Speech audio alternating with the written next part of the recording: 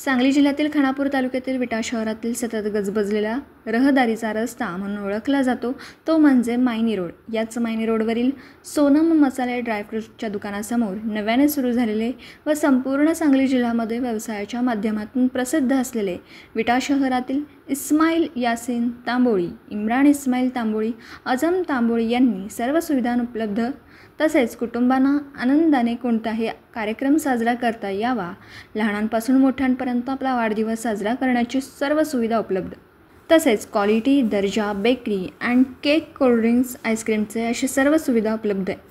हे सर्व एकाच छताखाली उपलब्ध।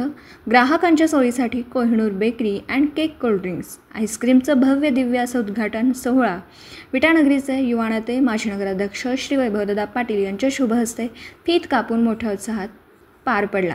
यावेळी विटा नगरपालिकेचे आरोग्य विभागाचे सभापती फिरोज भैया तांबोळीसह अन्य मान्यवरांच्या उपस्थितीत पार पडला। यावेळी तांबोळी परिवारांनी वैभवदादा पाटील यांचे स्वागत व सत्कार शाल, श्रीफळ, पुष्पगुच्छ देऊन केला। यावेळी नगरसेवक, आरोग्य सभापती फिरोज भैया तांबोळी यांचाही सत्कार तांबोळी परिवाराने केला।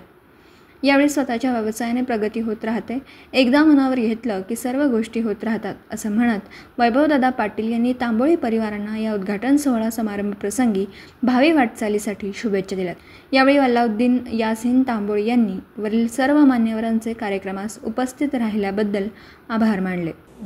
दिवसभरातील घडामोडींचा आढावा घेण्यासाठी पाहत रहा N24 मराठी न्यूज चॅनल।